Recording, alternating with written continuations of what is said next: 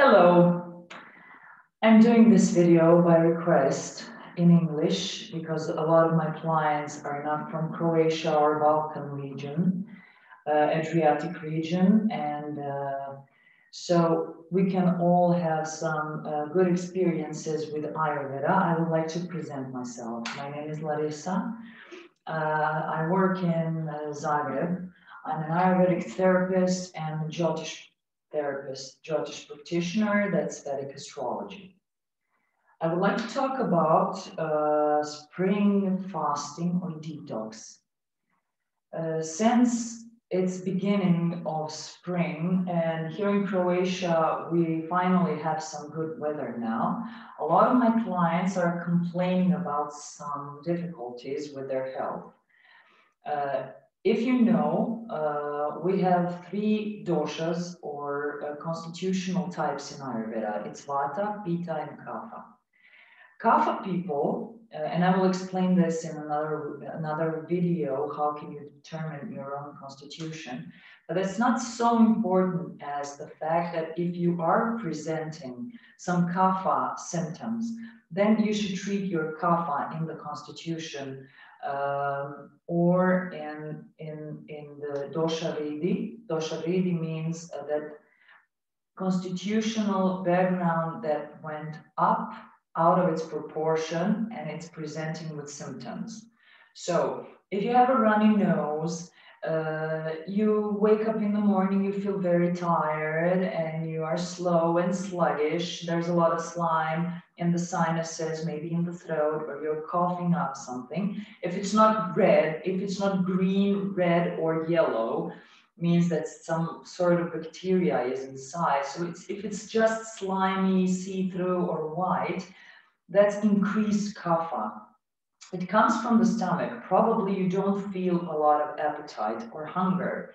Hunger or fire element in the body is called Agni in Ayurveda. So if we are talking about some spring kind of detox, I don't like the word detox because a lot of people think that you have to fast for 7 days and be very exhausted and eat nothing. In Ayurveda, we don't do things like that. We cannot shock the system. If you feel that you need some kind of help regarding your appetite, your digestion, you feel heavy or bloated, some things are not working properly in the digestion tract, maybe your stools are too irregular or you don't have bowel movement in day or 2 or 3, God forbid, I would recommend to start slow. Take 1 day a week. Like, for example, if it's Friday and you came home from work and you had an early supper, and you go to bed and you wake up in the morning, you haven't eaten for like 10 or 12 hours. So that's good for itself. Try to skip breakfast and drink only ginger tea. Here are some stuff that you will need that 1 day. Try with 1 day. Fasting in Ayurveda is actually restraining from solid food. It's not that you cannot eat. You can drink veggie soup, like take 2, maximum 3 vegetables, and it would be good if you can take 1 green, like spinach, and then a carrot, and then blend salt, little unctuousness, like olive oil or ghee or any kind of cold pressed oil, and then add spices. Spices fire things up in the digestion tract. So ginger tea is like 1 liter per day, minimum, okay? So drink it hot, sip by sip. Cook some veggie soup and drink when you feel hunger like around 10 or noon or 1, drink 1 teacup, like 2 deciliters, 200 ml. Then wait at least an hour so you can feel hunger again.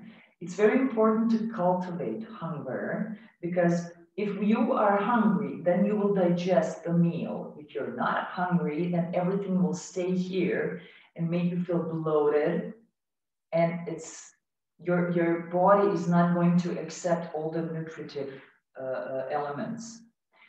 So do this the whole day. Rest, that's very important. Don't drink coffee or alcohol or black teas or anything that is stimulant. Don't eat sugars, refined sugars especially. If you would like to have some honey with ginger tea, that's okay, but that's it. Try to cultivate that feeling of being hungry. And by the end of the day, around 5, 6, cook some rice with lentils, any kind, yellow, red, green, whatever you like. And add spices. You have to have some oil or ghee, cumin, coriander, anise, cardamom, pepper, ginger, anything. And it's important to rest the whole day. Easy walk, reading, not a lot of television, not a lot of speaking on the phone. So your digestive tract can recuperate. Then eat before you go to sleep, like 3 or 4 hours before. Eat that rice with lentils. Cook them to the point that it's very mushy. So it's cooked properly, so it's easy to digest. It's very important not to eat raw food, anything crispy. There are some contraindications regarding the fast. So if you have a serious headache, if you have a fever, if you're pregnant or you're doubting to be pregnant, first or second day of your period, women, okay? If you are in acute phase of any kind of inflammatory disease like rheumatoid arthritis or ALS or chronic or a Crohn disease, anything like that, don't do this. Do it in a day when you are okay, when you can rest, and do it just one day. The second day, try to eat an easy breakfast, easy lunch, maybe again rice, and then see what happens during the afternoon around 5 or 6 p.m. Some people can handle 3 days like this. It's very important to eat solid food in the end of the day, so you don't go to bed with feeling hungry because you're not going to sleep.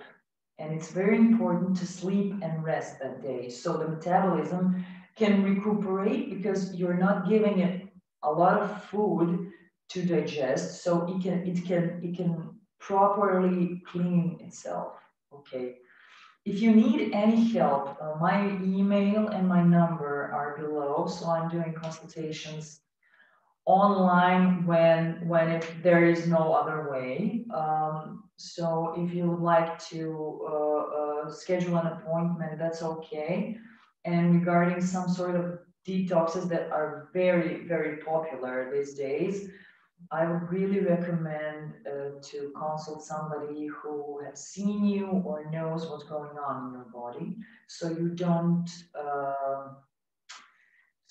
do more damage than something good to your body. Thank you very much for the attention and see you again. Bye.